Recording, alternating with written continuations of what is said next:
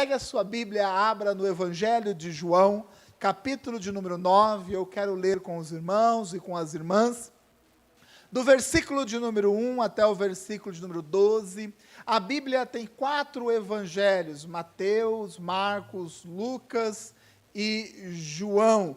Todos falam a respeito de Jesus, representa e fala a respeito da vida de Jesus, a biografia de Jesus. Embora eles falem da mesma coisa, tem as suas diferenças, não são iguais, são semelhantes. Tem coisa que um autor ele registrou no seu evangelho, tem coisas que outro autor preferiu não colocar, colocou outras coisas, e tudo isso direcionado pelo Espírito Santo de Deus.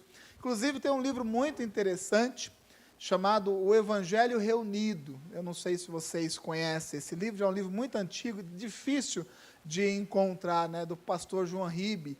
O que ele fez? Ele pegou os 4 evangelhos e reuniu num único evangelho. É muito interessante. Então, você vai lendo, né, esse livro, essa junção de todos os evangelhos, você vai conseguindo, né, ver o que um autor coloca e o que o outro não coloca, e é muito interessante para quem gosta de estudar a palavra de Deus, como eu sei que você gosta. João, capítulo de número 9, versículo de número 1, diz assim a palavra de Deus: Ao passar, Jesus viu um cego de nascença.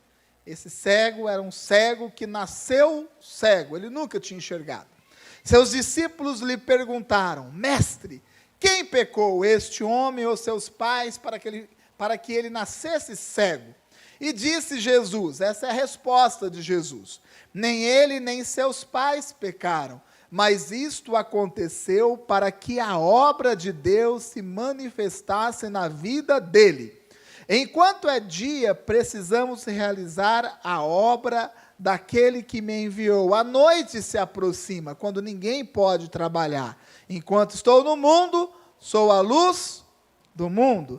Tendo dito isso, cuspiu no chão, misturou terra. É exatamente isso que você está acompanhando aí. Tendo dito isto, Jesus cuspiu no chão, misturou terra com saliva e aplicou-a aos olhos do homem.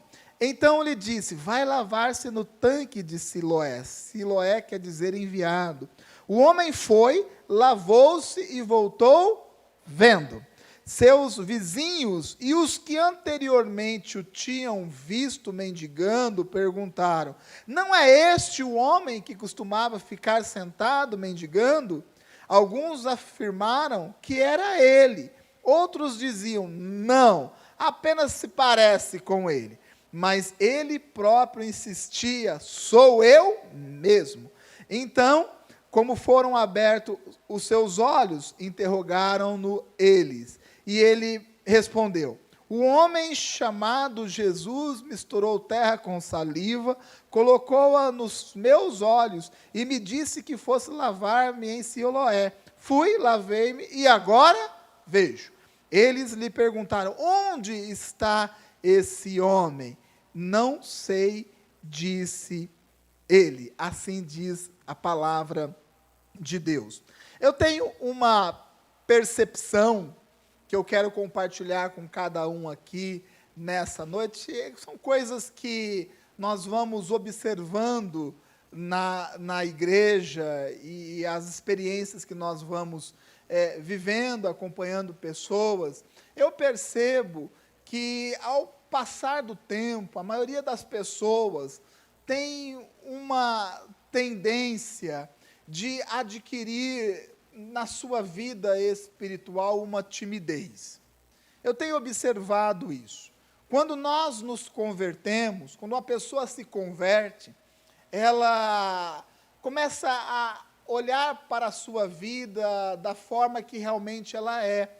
Ela começa a enxergar o mundo, ela enxerga Deus, e diante de tudo isso, diante dessa revelação, a sua vida é transformada, e uma pessoa recém-convertida é uma pessoa muito animada com o Evangelho, não é? Eu sei que você está fazendo célula, e você está semeando o Evangelho, e pessoas têm se convertido na sua célula. Giovanni falou em 70 pessoas para o encontro, Glórias a Deus por isso. Pessoas que estão conhecendo da palavra de Deus. E quando nós estamos diante de uma pessoa que se converte, gente, é muito gostoso, né, de ver um recém-convertido. Por quê? Porque o recém-convertido ele é cheio de coragem, não é? Ele é cheio de coragem, porque ele começou a enxergar a sua vida, compreende o Evangelho. Então, o recém-convertido é corajoso. Por quê? Porque ele está vivendo aquele primeiro amor do Evangelho. Então, ele é corajoso, ele é cheio de fé. Por quê? Porque ele teve ali o encontro com Jesus. O Evangelho começou a queimar dentro dele. E isso é muito bom, isso enche a pessoa de coragem, ela adquire essa coragem para poder enfrentar a vida, enfrentar as adversidades. O recém-convertido, ele é exatamente dessa forma, e tem essa atitude e essa característica. E assim foi cada um que se converteu. Você se lembra do momento da sua conversão? Você se lembra? Vamos fazer aqui uma retrospectiva da sua conversão. Feche os seus olhos um pouquinho. Você em casa também feche os seus olhos. Eu quero que você volte aí, né, traga na memória o momento que você se converteu. Você se lembra do dia? Qual era a situação? Né, qual foi o apelo? Qual foi a palavra? Eu quero que você, com seus olhos fechados, se lembre desse momento. O momento que você levantou a sua mão e você falou assim, não, eu aceito o Senhor Jesus Cristo. Talvez já faça aí 1 ano, 2 anos, quem sabe não algumas décadas, não importa. Traga na memória. Mas não traga na memória somente a cena. Traga no seu coração, né, aquilo que estava dentro do seu coração no momento da sua conversão. Aquilo que Deus colocou, traga na sua memória o quê? Né, aquela coragem que você tinha, naquela fé sem medida que você tinha no momento da sua conversão, aquele ânimo, aquela disposição, né? Se veja novamente naquele momento. Vamos fazer esse exercício, como você vinha feliz para a igreja. Se lembra do seu primeiro acampamento, traga na memória o seu primeiro acampamento, talvez tenha sido lá na Chácara do Abacateiro, acampamento de inverno, você foi e acampou, né, ali você ficou tantos dias, 4 dias ouvindo da palavra de Deus, acampado junto com os irmãos, que é o céu, gente, é os céus aquilo ali. Se lembra, o primeiro acampamento que você foi, se lembra do seu batismo, da sua formatura na nossa escola de líderes. É importante nós trazermos na nossa mente essas coisas. Se lembra, agora procure enxergar como era o seu coração, como era o nosso coração neste momento. Com certeza você vai trazer na sua memória que o seu coração era um coração cheio de fé, era um coração corajoso. Amém? Olhe para mim aqui. Assim foi a nossa conversão, a nossa experiência da nossa conversão. Mas o que acontece é isso que eu percebo, que o tempo vai passando, né, os meses eles vão virando, os anos vão virando, né, e nós vamos assim, adquirindo as nossas experiências com Deus, que é normal e natural, nós vamos participando do culto, nós vamos entrando dentro da rotina eclesiástica da igreja. E com o passar do tempo, sabe o que acontece? De uma forma muito sutil, essa coragem, essa fé destemida, olha, fé destemida, né? Essa disposição que nós tínhamos no momento da nossa conversão, parece que ela vai se dissipando. E acontece isso é muito frequente na vida de muitas pessoas. Vai se dissipando, aquela coragem, aquela ousadia, aquela fé, aquela disposição, me parece que ela vai apagando. E a estratégia do diabo é exatamente essa. Pensamos que o diabo quer acabar com a nossa vida no estralar de dedos. Muitas pessoas pensam assim, o diabo quer ceifar a minha vida, e vai ser agora, num piscar de olhos. Né? O diabo vai gerar alguma situação na minha vida, que vai assim, destruir a minha vida em um dia. Essa estratégia não é essa estratégia que o diabo usa. O diabo, na verdade, ele vai trabalhando a médio e longo prazo. O diabo trabalha na vida das pessoas a médio e longo prazo. E nós não vamos percebendo o que? As situações do dia a dia, as nossas experiências, as nossas decepções, né, elas vão tirando essa coragem, eliminando um pouco da nossa fé, e o diabo vai gerando situações, que são situações às vezes pequenas, mas que ao somar ao longo de um período muito grande de tempo, vai se tornando coisas grandes na nossa vida, e aquilo que era chamado de coragem, de fé, de ousadia, ela acaba se transformando em algo chamado timidez. Muitos crentes estão tímidos no Evangelho.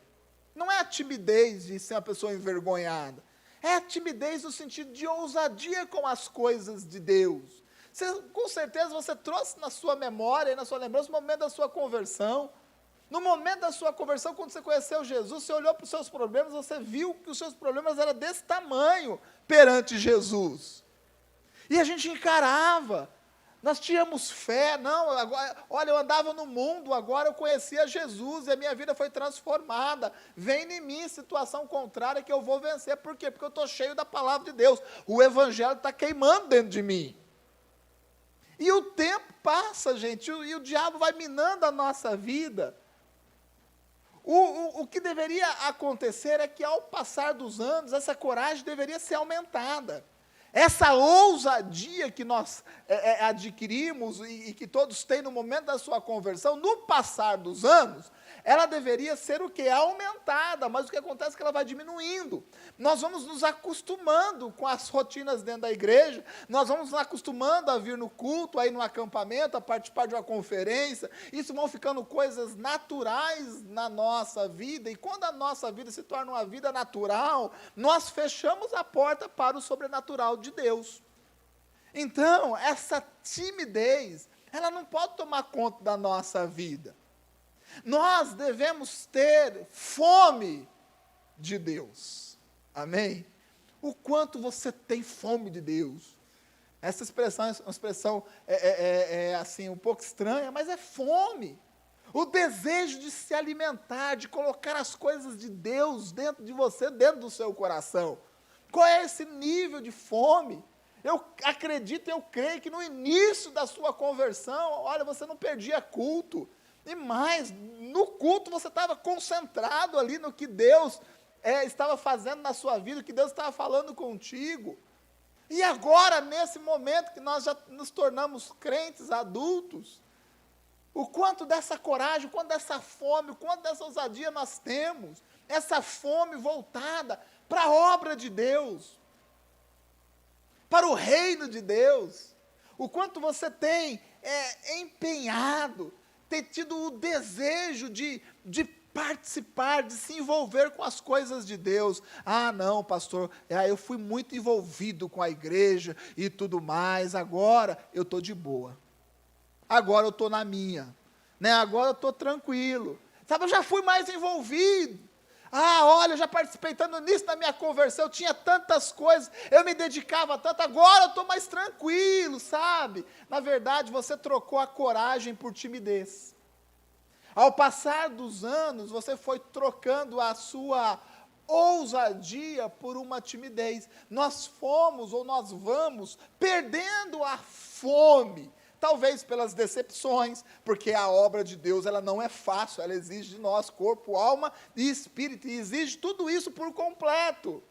E a gente perde a fome da obra, de participar do reino de Deus. E aí quando o pastor fala assim, multirão, né, o irmão até fecha o olho, se esconde, né? Sabe aquele motorista que não quer dar passagem para você quando para num cruzamento, ele finge que não te vê? Ele olha para tudo quanto é lado. Mas ele não olha para você, porque se ele olhar para você, você vai fazer assim, ó. Né? Deixa eu entrar. Então ele não olha para você. E você está ali, ele finge que você não existe. Né? Porque se ele olhar para você, ele vai falar assim, deixa eu entrar aí. né? Então ele não olha. Então acontece também no mutirão, quando a gente convoca uma pessoa da igreja para o mutirão, a pessoa olha para tudo, né? Mas não olha para a cara. Se olhar para os olhos do pastor, o pastor já aponta o dedo e fala, é você. Né? Então a gente fica assim, né? Nós ficamos assim, olhando para um lado, olhando para o outro, como se não fosse com a gente. Mas no início da conversão, não, a gente quer estar junto. Não, a gente quer estar, mesmo se for para carregar terra, carregar pedra e colocar telha na igreja e varrer, lavar, a gente quer estar junto. Mas nós vamos perdendo essa fome, o desejo do envolvimento com a obra de Deus. E a gente, nós geralmente usamos essa desculpa, eu já fui muito envolvido, agora eu estou mais tranquilo. Na verdade, você já foi mais corajoso, você já foi mais envolvido, você já teve mais fome de Deus. Mas isso é possível de ser restaurado e Deus o fará nessa noite, amém? Deus vai nos devolver essa fome, essa vontade, esse desejo de estarmos envolvidos com as coisas de Deus, mas não é só a fome da obra, é a fome de ver o agir de Deus, de ver o agir de Deus, de ver Deus transformando histórias de pessoas. Gente, eu amo ouvir história. Assim, eu sou uma pessoa que, para ter a minha atenção, é um pouco difícil. É um pouco difícil. A minha esposa está aqui, ela que diga. Né? Quando eu estou ainda, se eu estiver fazendo alguma coisa ainda, a minha cabeça, ela é assim, é uma única coisa. Mas você quer prender a minha atenção, você chega para mim e fala assim, Du, eu quero te contar uma história. Aí eu paro tudo que eu estou fazendo, e eu vou sentar ali, eu vou ouvir a história. E quando a história é um testemunho de vida, é algo que Deus fez na vida da pessoa, gente, eu fico quietinho, eu fico ouvindo aquilo ali, e o meu coração, sabe, ele se enche de alegria, sabe por quê? Porque eu estou vendo o agir de Deus na vida de outras pessoas, eu estou vendo um testemunho sendo contado, eu estou vendo um milagre acontecendo na vida de uma pessoa, e isso, gente, olha, assim, enche o meu coração, eu fico muito alegre com isso, e é coisa que eu busco ouvir sempre, eu tenho fome desse tipo de testemunho, de ver o agir de Deus. Quando a palavra é ministrada aqui, a pessoa chega para a gente e fala assim, olha, Deus falou comigo, olha, essa palavra, né, que eu ouvi aqui na igreja, mudou a minha vida, e às vezes nem é a palavra inteira, às vezes é uma frase que a gente ouve, de uma palavra que muda a nossa vida. Olha que coisa interessante. Então esse tipo de testemunho, essas coisas, gente, eu tenho fome por isso, de ver o mover e o agir de Deus, não somente na minha vida, através da minha vida, e eu também gosto muito de ver, né, Deus agindo na sua vida e através da sua vida. Isso é fome das coisas de Deus, de mergulhar, de se envolver com o testemunho, com o agir e com o mover de Deus, fome de falar da palavra de Deus. Você se lembra, né? Eu me lembrei agora, estou vendo ali, do testemunho dela, que ela deu aqui no culto, a fome de falar do Evangelho. A Cris, na quinta-feira, falou, né, que ela sai comigo, né, e eu vou falando de Jesus. Eu não posso deixar, né, alguém passar na minha frente, ou eu ter um diálogo com uma pessoa, seja ela qual for, pelo menos eu pergunto, como você está? Você está bem? Essa é a minha tática, gente. Vou ensinar para vocês. Né, qualquer coisa que eu vou fazer, né, eu vou comprar uma coisa no caixa do supermercado, eu pergunto se você está bem, está tudo bem contigo? Porque, gente, isso aqui é um gancho, Quando a pessoa fala assim, estamos levando, mas qual é o seu problema? Pronto, ali você já colocou um pé na vida dessa pessoa. E ali você vai falar de Jesus, o quanto você tem agido dessa forma. Nesses dias veio um rapaz aqui, nos ajudou tanto em relação a algumas coisas que nós estamos fazendo administrativamente aqui na igreja, e ele veio duas, e eu não podia deixar. Ele está aqui no nosso quartel-general, gente. Ele está aqui na igreja, a pessoa veio aqui na igreja 1, 2, 3 vezes. Nós não podemos deixar essa pessoa sair de qualquer forma. Ela pode até ter o desejo de sair de qualquer forma, mas pelo menos nós vamos perguntar, como está a sua vida? Como está a sua vida espiritual? Você está precisando de alguma coisa? Né? Nós não podemos. Então, essa fome, esse desejo, ele tem que estar dentro de nós. Qual foi a última vez que você teve uma atitude como essa? De no ônibus ali, aqui agora faz tempo, né? Mas ali falar de Jesus, de falar de Jesus para a pessoa que está ali no seu trabalho e trabalha junto contigo, lado a lado, para os seus vizinhos, de falar para Jesus para uma pessoa que você encontra no seu dia a dia, uma pessoa que às vezes te serve, ou até um cafezinho na padaria. Nós vamos perdendo esse tipo de coisa. Né? E aquilo que era coragem, aquilo que era ousadia, e até mesmo fé, vai se transformando em algo chamado timidez, e nós vamos ficando tímidos no Evangelho, vamos ficando cada vez mais religiosos com o Evangelho, e nós precisamos ter essa fome, e eu quero dizer para você algo, creia, Deus pode fazer, amém? Creia, Deus pode fazer. O fato também é que essas coisas acontecem porque nós vamos acumulando essas lutas e essas dificuldades. E vamos vivendo o Evangelho, vamos procurando compreender, aplicar na nossa vida, mas tem certas situações que parece que vão aumentando, e de fato aumenta mesmo. E quando nós vamos enfrentando esses problemas grandes, é normal e natural também, se nós não tomarmos cuidado, né, de ir perdendo a coragem. Porque o problema é tão grande, a situação é tão grande. Eu quero dizer para você, independente do que você está vivendo, independente do seu nível de coragem, seu nível de fé, o seu nível de ousadia, Deus tem algo preparado para você nessa noite. Amém? Creia, Deus pode fazer. Tão somente creia. O Deus que opera milagres, operou milagres há 2000 anos atrás, é o mesmo Deus que opera milagres no dia de hoje, nessa presente data, e opera milagre na sua vida nessa noite. É o mesmo Deus. O texto que nós lemos fala a respeito disso. Jesus, ele fez muitos milagres registrados nos evangelhos. Porém, Jesus fez muitos outros milagres que nem registrado no Evangelho está. Né? O apóstolo João, no último capítulo do seu Evangelho, ele diz assim, Jesus fez tantas coisas, que se fosse registrado em livros, os livros não caberiam na face da terra. Né? Então, Jesus fez muitos milagres, mas tem alguns, né, que foi inspirado por Deus nesses escritores para que eles deixassem registrados. E eu escolhi aqui, dentro de tantos milagres registrados, eu escolhi esse milagre. Porque esse milagre, ele vai nos ajudar muito a voltarmos a crer, a voltarmos a ter coragem, a voltarmos a ter ousadia. Deus quer derramar sobre a sua vida exatamente isso, de coragem, de ousadia e de fé. Amém? E nós vamos compreender um pouco, analisando esse milagre de Jesus. A primeira coisa que eu quero falar a respeito desse texto é uma afirmação: Deus faz milagres. Amém? Deus faz milagres.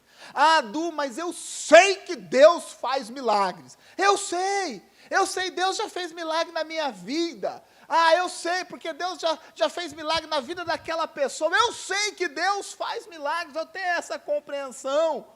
Eu quero dizer que Deus faz milagres, Deus vai fazer milagres, e Deus continua fazendo milagres em nossas vidas.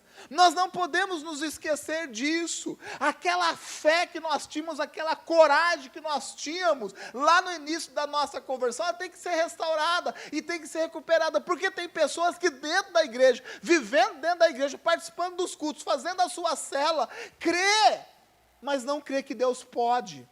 Não crê que Deus pode fazer. Talvez enfrente uma luta tão grande na sua vida, e o problema, a situação já virou algo tão enorme, tão imenso na sua vida, que você não acredita mais que Deus pode mudar aquela situação. Cremos que Deus pode resolver isso na nossa vida, pode resolver essa área da nossa vida, mas tem certas coisas que, devido à sua intensidade, à sua complexidade, nós achamos que Deus já não pode mais. Isso é muito grande. Isso se tornou algo imenso na minha vida, e nós vamos perdendo a nossa fé. Nós vamos vivendo, vamos tocando a nossa vida. Eu quero dizer, creia, Deus pode fazer um milagre na sua vida. Deus pode fazer um milagre na sua vida. Porque o texto nos diz, e ele deixa claramente registrado, que esse cego era um cego de nascença. Ou seja, ele nasceu cego. Ele nunca enxergou. E eu acho interessante o evangelista ter deixado esse registro. Era um cego de nascença. Ou seja, o milagre ali é um milagre mais amplo, certo, pastora Clô? Porque se é um cego, imagine se for um cego. A pessoa, sim, sempre enxergou, mas daqui a pouco ela parou de enxergar por algum motivo. A catarata, por exemplo. Nesse período, 2000 anos atrás, catarata deixava as pessoas cegas. A pessoa não enxergava, e não enxergava por quê? Por causa da catarata. A catarata é uma doença relativamente simples de ser tratada. Você faz uma cirurgia, e a Andiara diz, faz a cirurgia e sai no mesmo dia. No mesmo dia, pronto, está curado. Agora, um cego de nascença é complicado.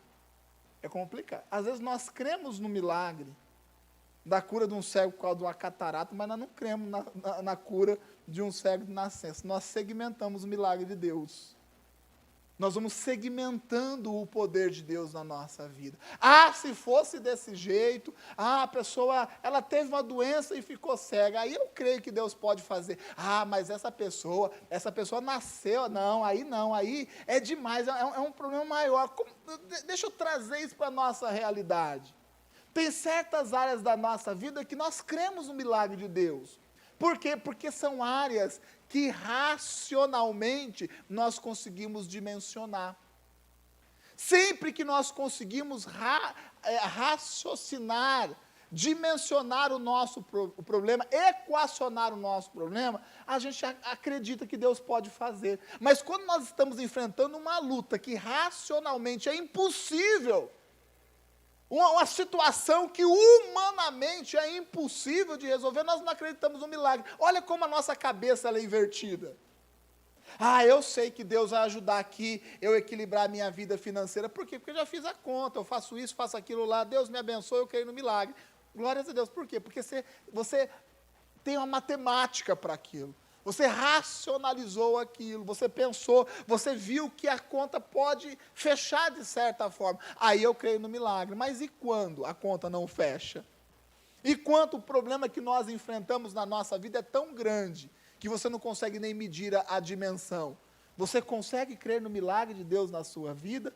Porque é nesse momento que a nossa fé tem que ser empenhada. Ainda mais. É neste momento que a nossa coragem tem que ser ampliada ainda mais. Quantas pessoas já não acreditam que Deus pode fazer um milagre no seu casamento? Pastor, mas eu já vivi, 15 anos. Nós já estamos 15 anos casados. Sempre foi desse jeito. Sempre foi difícil, sempre foi complicado. E por não conseguirmos entender ou achar uma saída para aquilo, nós deixamos de acreditar no milagre. E Deus faz milagre, creia. Creia, Deus pode mudar a sua vida. Talvez você não entenda a dimensão, o tamanho da situação que você esteja vivendo, mas eu sei o tamanho do Deus que eu creio. Nosso Deus é o Deus do impossível. Você tem uma situação impossível? Glórias a Deus. Sabe por quê? Porque somente Ele pode fazer um milagre na sua vida. Creia, Deus pode fazer um milagre na sua vida financeira. Tem pessoas, gente, que eu não sei como consegue dever tanto. Eu não sei como o mercado dá crédito para uma pessoa dever tanto. Tem pessoas que nós conversamos com elas, Gente, a pessoa, se ela for pagar a conta, com todo o seu salário, pegar todo o seu salário para pagar as suas dívidas, leva mais de 10 anos para poder pagar. É meu Deus mesmo, misericórdia, né, Nete? E eu fico pensando como que o mercado dá crédito para uma pessoa dessa. E dá. Imagina uma pessoa trabalhar no 10 anos, juntando, guardando tudo que tinha, não consegue pagar a conta que deve.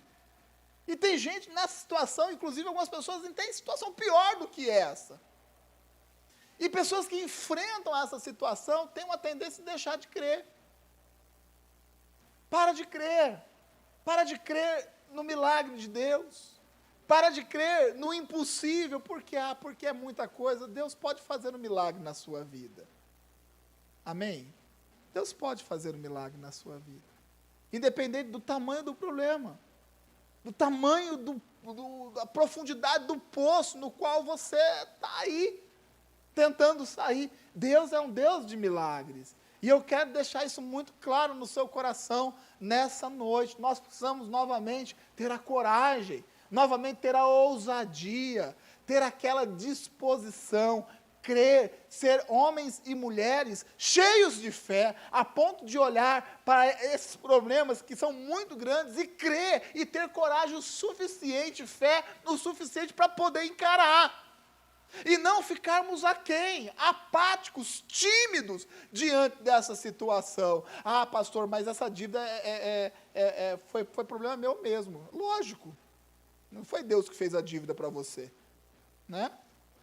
Não vai ver Deus andando de carro novo aí, não, com 78 parcelas para pagar. Foi você mesmo. Agora, Deus pode fazer um milagre na sua vida. Agora, veja bem, Deus é um Deus de milagres.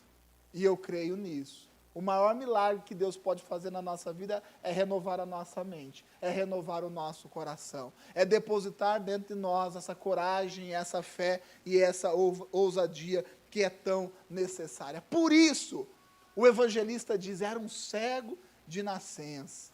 O que Deus quer nos dizer é o seguinte, não importa o tamanho da luta que você enfrenta, o tamanho do problema, a situação que você enfrenta, Deus é um Deus de milagres. E se você crer, tiver coragem e fé, crer na palavra de Deus, crer em Deus, você vai ver um milagre acontecendo na sua vida, independente do tamanho da situação na qual você está envolvido. Creia, Deus pode.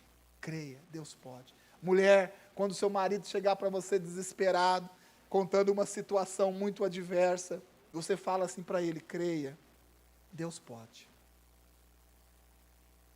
Talvez a mulher chegue para o marido e fale, olha, está muito difícil as coisas.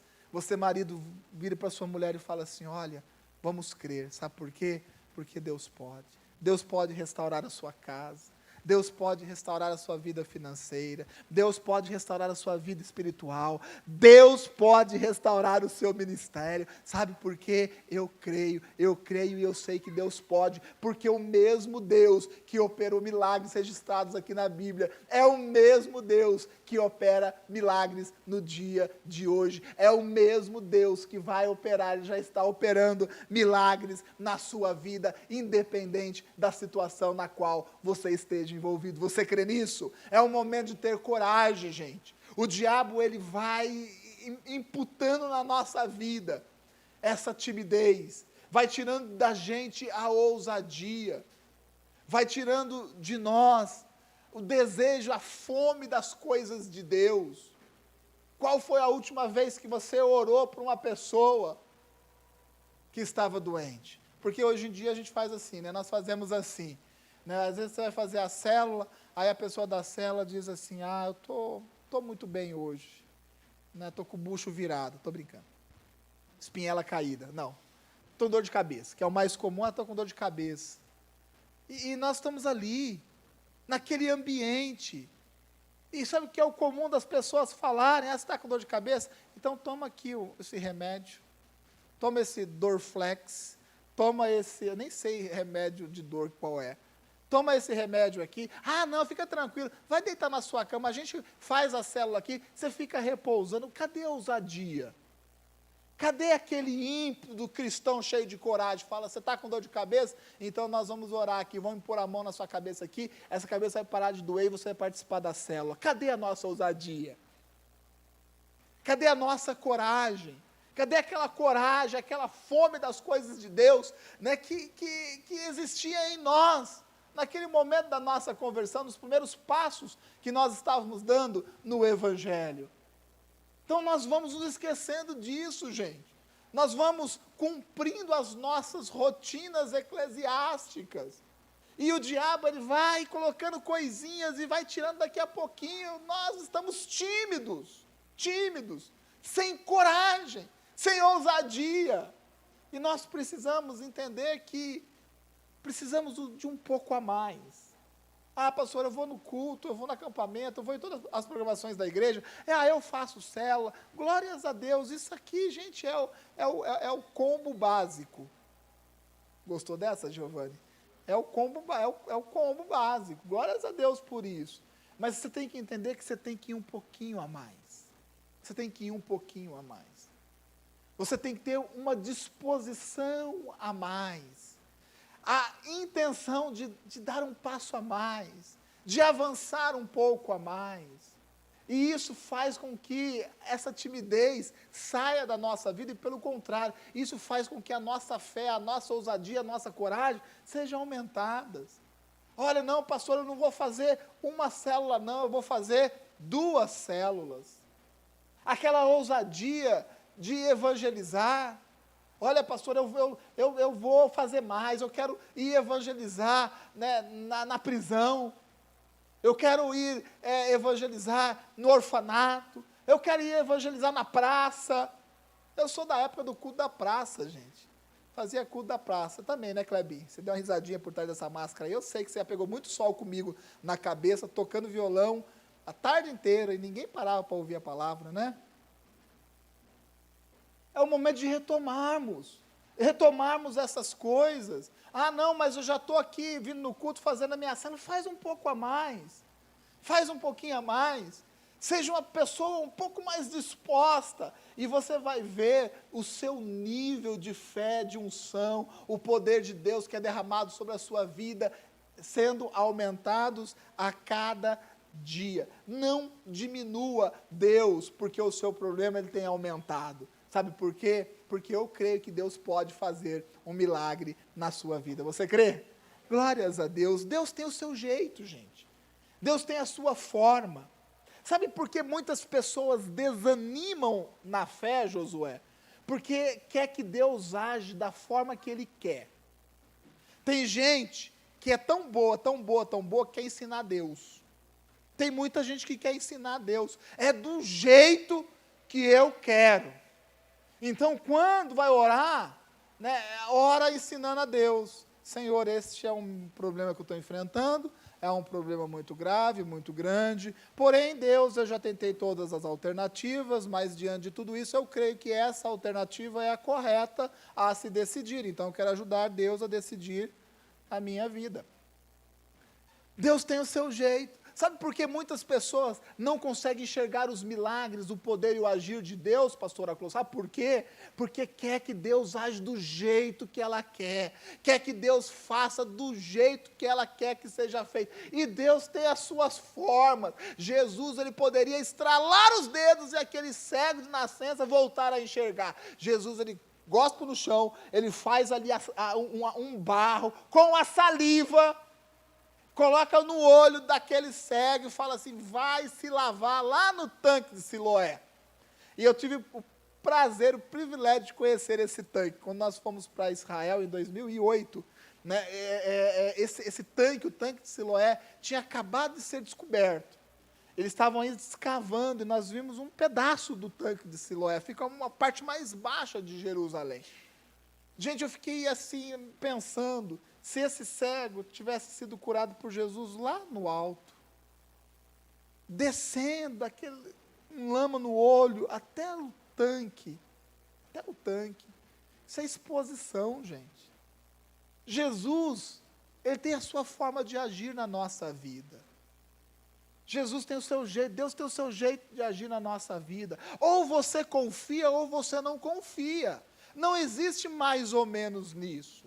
Eu prefiro confiar em Deus.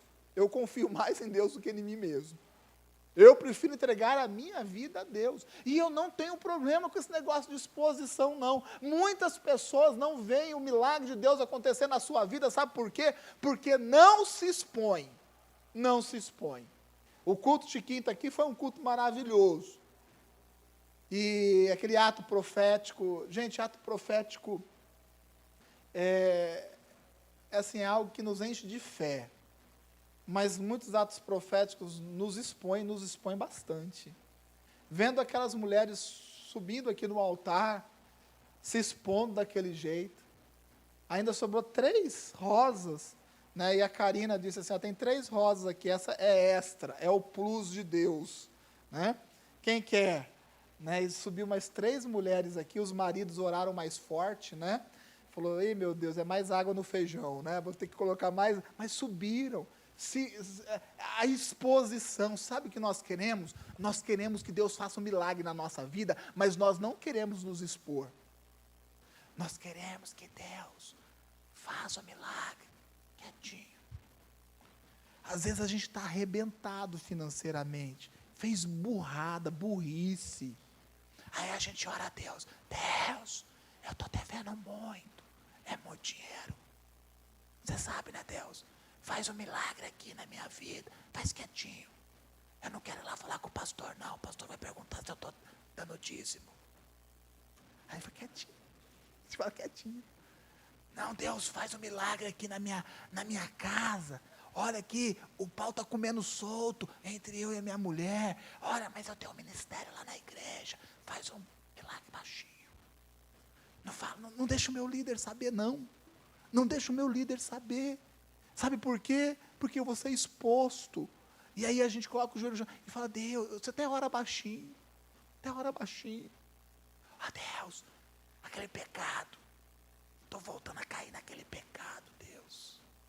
Olha, me ajuda. Mas faz baixinho. Sabe por quê? Porque eu não quero falar para o meu líder. Que o meu líder vai pensar de mim. Nós queremos que Deus faça um milagre na nossa vida, mas nós não queremos nos expor. Nós não queremos nos expor. Nós queremos que Deus faça e faça do nosso jeito. E Deus tem o seu jeito de fazer. E Deus sempre e quase sempre nos expõe, sim. Eu gosto, pastor Vilela, quando ele ministra a pregação do homem da mão mirrada. Né? São clássicas, né? Filho pródigo, mulher samaritana e o homem da mão mirrada. Não esqueço. E ele faz aquele gesto, né, que Jesus fala para o homem da mão mirrada, fica de pé, e a casa estava cheia, o local estava cheio, e aí fica de pé, e Jesus não só faz ele ficar de pé, não, faz ele estender a mão mirradinha dele. Precisava passar por essa vergonha, precisava passar por essa exposição, vai questionar Jesus, vai lá falar com Jesus. Foi exatamente isso que Jesus fez. Então nós queremos que Deus faça um milagre na nossa vida, mas nós queremos que Deus faça um milagre como a gente quer. Nós não queremos abrir o nosso coração, nós não queremos rasgar a nossa vida, nós não queremos ser contrariados, nós não queremos sermos corrigidos, nós queremos que Deus faça um milagre e faça do jeito que eu quero que seja feito. Eu não quero abrir o meu coração, eu não quero expor. Para que eu tenho que contar a minha vida para pastor? Pega a Bíblia e fala com Jesus, por quê? Leia a palavra de Deus. Porque eu tenho que falar com o meu líder? Porque eu tenho que falar com o meu discipulador? Porque eu tenho que procurar conselho? Deus não fala comigo? Fala contigo, sim. Mas existe o jeito de Deus fazer as coisas. E quando nós nos expomos, gente, eu falei de manhã, né, a Adria, né, quantas vezes a Adria não ministrou com barriga de bexiga? Tinha variação, barriga de bexiga, barriga de almofada, a barriga de travesseiro, né, tinha as variações. Né, e era assim, eu estava quase, viu, Carlinhos, comprar uma fábrica de bexiga.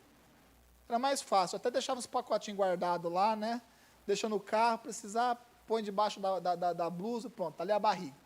Quantas vezes eu falava, meu Deus, né, que que coisa, né? Que exposição, né? Deus, você não pode fazer quietinho. Não pode fazer quietinho, né? Não pode assim, fazer um milagre quietinho, daqui a pouco está grávida. Não, Deus, a exposição. E não tinha vergonha, não.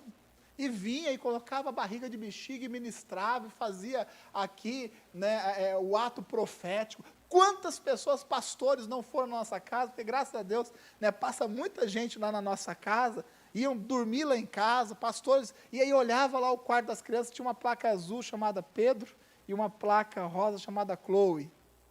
E eles perguntavam, o que é isso aí? E aí a gente contava a história. Quantas vezes eu não via a Ada contando essa história? Eu sou capaz de repetir palavra por palavra, até as vírgulas e o ponto final. E falava. E aí eu falava assim, não, pastor, você está aqui, você é uma autoridade. Ora aqui pela nossa casa, ora por nós. Quantas vezes não colocaram a mão na nossa cabeça e oraram? Gente, isso é a exposição. Nós queremos que Deus faça, mas faça do nosso jeito. Deus tem o seu jeito. Deixa Deus fazer. Geralmente, sim, nós somos expostos. E isso é para cura. Você quer um milagre ou você quer a mágica de Deus? Porque mágica em Deus não existe. Confundimos milagre com mágica. Sabe? Eu devo 10 mil. Sabe o que eu quero? Eu quero, na segunda-feira, chegar, tirar o extrato da minha conta e não ter mais menos 10 mil. Ter mais 100 reais. Porque 100 reais eu vou dar o dízimo. E sabe o que é isso? É mágica. Você quer mágica. Você não quer um milagre. Sabe por quê? Porque Deus opera o milagre. Sabe como Deus opera o milagre? Você vai procurar um líder e falar assim, cara, eu estou arrebentado, estou devendo 10 mil no banco, eu preciso de um conselho. Ele vai te perguntar, você é dizimista, ofertante? Seja dizimista, ofertante na casa de Deus, Deus vai te abençoar. Como você está administrando a sua finança? Desse jeito, você está gastando coisas que não precisa gastar. Você precisa economizar aqui, e te ajuda.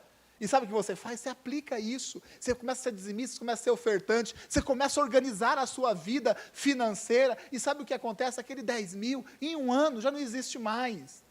Mas não é só o milagre, não está só na sua dívida que não existe mais. Está no fato de você aprender. Você aprendeu o caminho a seguir.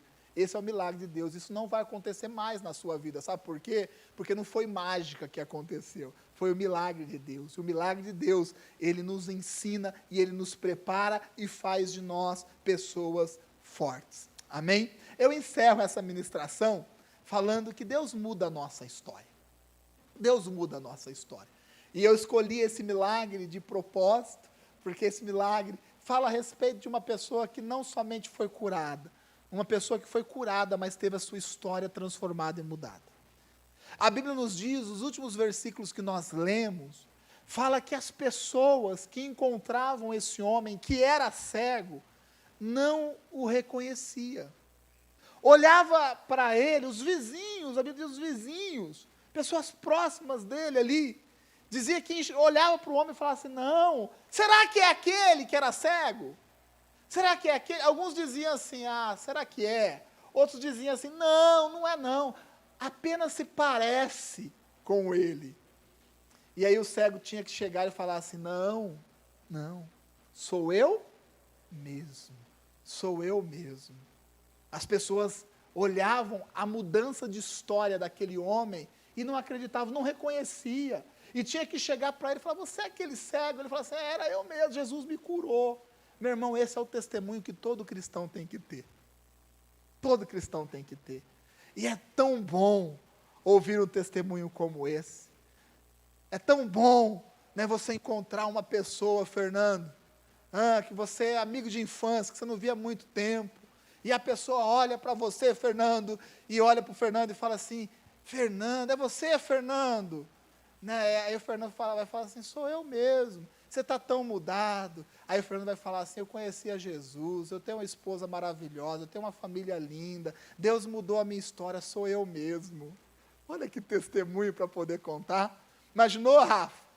Você encontra aquela pessoa que há muito tempo você não encontrava, e aí, Rafa, como tá? Olha, me converti, né? Olha, estou casado lá com uma morena bonita, Juliana, bênção de Deus. Olha lá, até deu um engate na mulher agora, segura a onda aí, rapaz.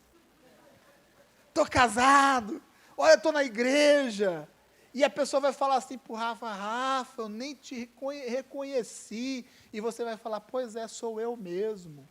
Talvez você tenha sido conhecido no mundo como um enganador, um ladrão, uma pessoa que passa as pessoas para trás. As pessoas vão te encontrar na rua e vai falar assim, é você mesmo. Você vai falar assim, sou eu mesmo, sabe, eu era daquele jeito, mas Jesus mudou a minha vida.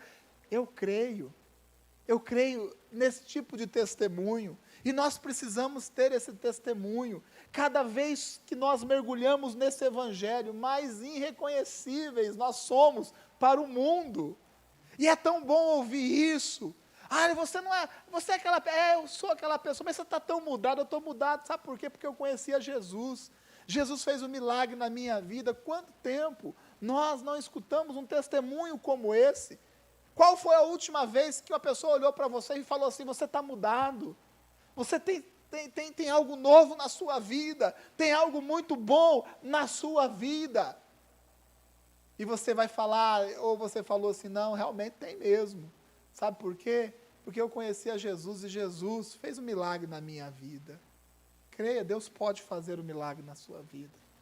De transformar situações adversas em grandes testemunhos. Sabe quem faz isso? Jesus. Jesus faz isso.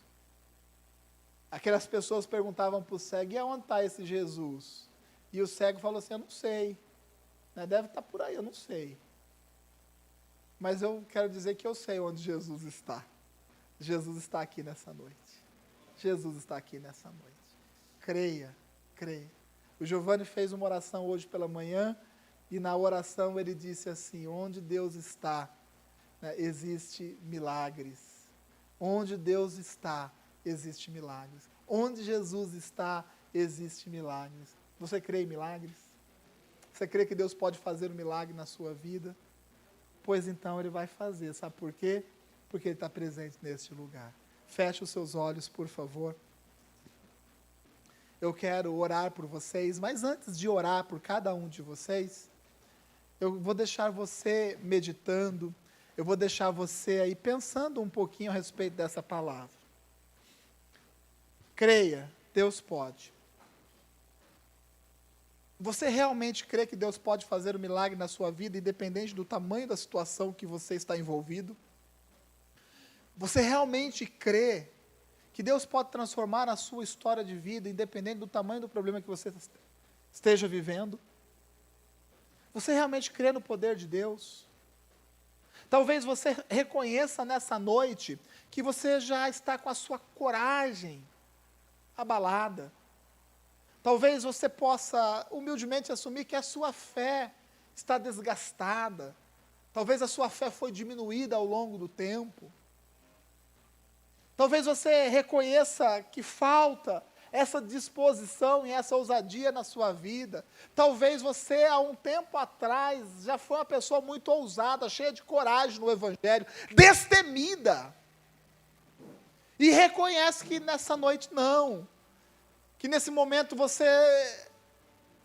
essas características já não são mais a sua realidade. Pois bem, Deus quer fazer um milagre na sua vida. Deus quer fazer um milagre na sua vida. É o momento de termos coragem, ousadia e fé. Quantas pessoas não estão tendo a sua vida apagada, cheia de timidez? Homens e mulheres de Deus, vocacionados por Deus, com chamado divino, estão apagados, tímidos, perderam a coragem, deixaram de crer que Deus pode. Quantos pastores e pastoras estão neste lugar, mas estão apagados, estão desistidos do seu ministério, tinham a coragem, o sonho, tinha a direção de Deus para a sua vida, mas desistiram. Por quê? Porque o tempo imputou timidez, retirou a coragem, a ousadia. Quantos evangelistas não estão neste lugar, que o tempo tirou a coragem, tirou a ousadia? Quantos evangelistas não estão paralisados neste lugar? Quantos homens e mulheres vocacionados por Deus que deixaram de crer em milagres, deixaram de crer que Deus pode fazer um milagre na sua vida. Quantos aqui estão tímidos no Evangelho?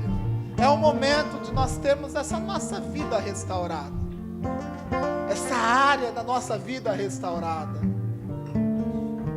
É um momento de entendermos que Deus tem mais e muito mais para a nossa vida, para a vida de cada um. Quantos maridos estão desistidos, ficaram tímidos?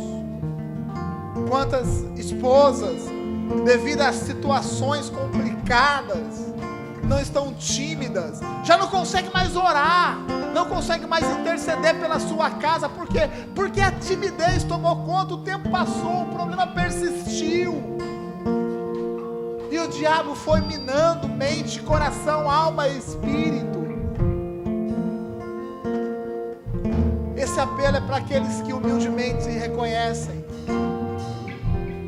que já foram melhores, que já foram mais intensos, que já tiveram mais fé, mais ousadia, para aqueles que humildemente reconhecem que precisa dessa restauração, dessa retomada em suas vidas. Pois bem, Jesus está neste lugar, e onde Jesus está, existe o milagre de Deus. Onde Jesus está, existem milagres. Agora entenda que o milagre é da forma que Jesus quer, não é da forma que você quer. Entenda que Deus muda a nossa história a ponto de ficarmos irreconhecíveis para o mundo. Não somos mais conhecidos para o mundo. Sabe por quê? Porque Deus muda a nossa história. A sua história precisa ser mudada, assim como a minha história também precisa ser mudada. Nós vamos ministrar essa canção, e eu quero que você ore aí no seu lugar. Eu creio que o Espírito Santo de Deus, Ele vai tocar a sua vida, e vai te alertar a respeito dessa palavra, daquilo que faz sentido na sua mente, no seu coração. E ao sermos alertados por essa palavra, pelo Espírito Santo de Deus, Deus vai derramar sobre a nossa vida de poder, de unção, de capacitação, para que a palavra seja realizada em nós e através de nós. Quero ouvir tua voz, as sandálias eu já tirei, a minha alma anseia por tua presença, mais que a terra seca anseia pela chuva. Guardarei os teus mandamentos, pois para mim são mais preciosos do que ouro, prata ou qualquer riqueza. Pois as bênçãos virão e me alcançarão.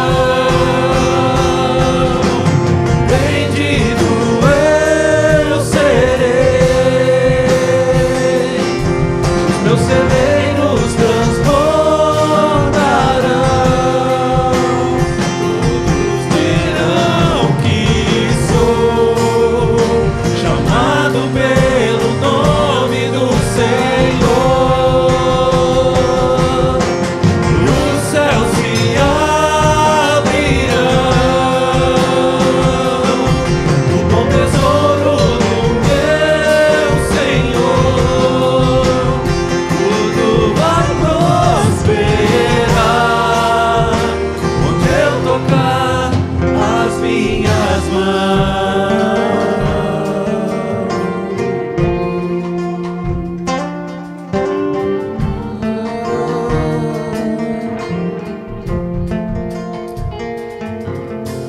Quero ouvir tua voz. Se você pode, declare essa canção. As sandálias eu já Sim, papai. tirei. Oh, ansiamos, Deus. A minha alma anseia por tua presença, Aleluias. mas que a coloque de pé. Pela chuva, Feche seus olhos, estenda suas mãos. O quanto você quer de Deus nessa noite? O quanto? O quanto você deseja, o quanto de fome você tem para as coisas de Deus? O quanto você quer de Deus na sua vida nessa noite? Eu vou orar por vocês, eu vou orar por aqueles que estão assistindo online, mas o nível de unção que vai ser derramado sobre a sua vida depende de você, depende da sua fome, depende do seu crer, da sua coragem, da sua disposição. Senhor, eu oro por cada um aqui nessa noite.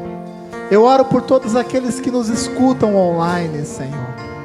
Pai, eu intercedo pela sua igreja. Pai, eu me incluo nessa oração. Pai, nós não podemos ter timidez com o Evangelho. Pai, nós precisamos crer, saber que o Senhor pode, ó Pai. O Senhor opera milagres, ó Pai. O Senhor está operando milagres neste momento, nesta noite. Nós cremos no seu poder, ó Pai. Sabemos, Deus pode, nós cremos. Venha, Senhor, nos dar uma nova experiência. Venha, Senhor, mudar a nossa história, Pai, a ponto de ficarmos cada vez mais irreconhecíveis ao mundo, porém conhecidos ao Senhor, ó Pai. Eu oro, eu intercedo por cada um, ó Pai. Eu declaro profeticamente um novo tempo, um tempo de unção, um tempo de poder, um tempo, ó Pai, onde nós faremos não somente o mínimo, mas mais, ó Pai, intensamente ao Senhor.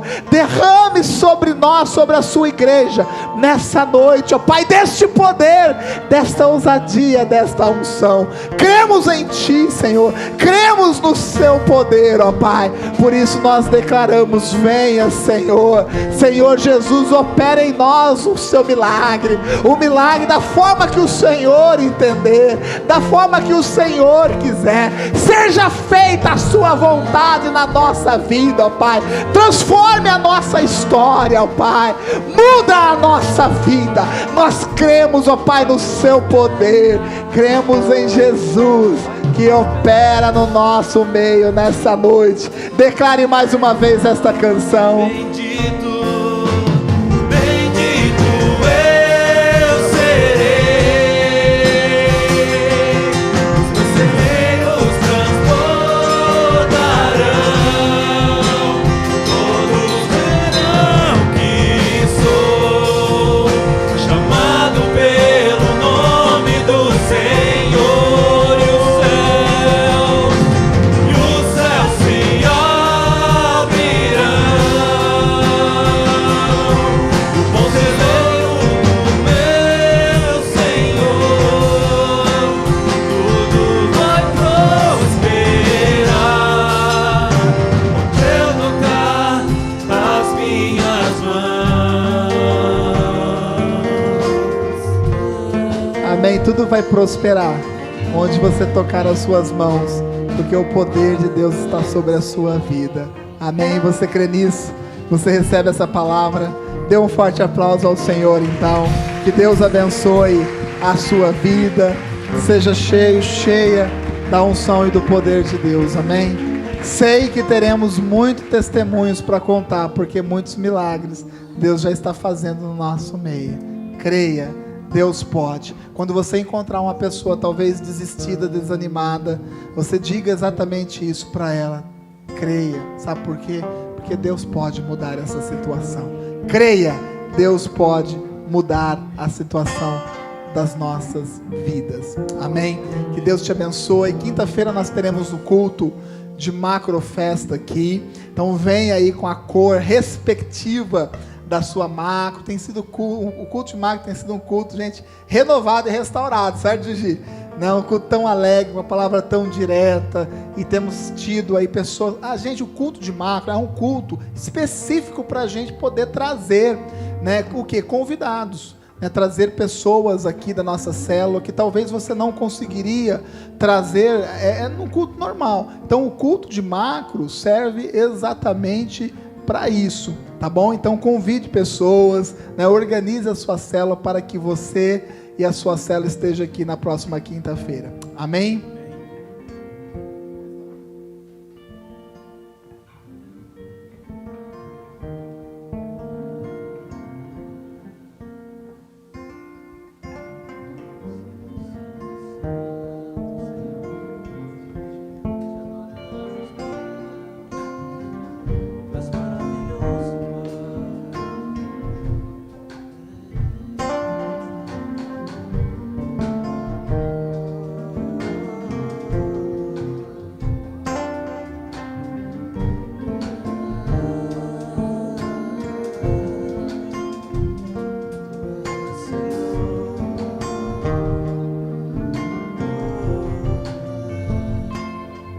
Amém? Que Deus abençoe a sua vida. Vamos dar o nosso brado de vitória, o nosso glória a Jesus.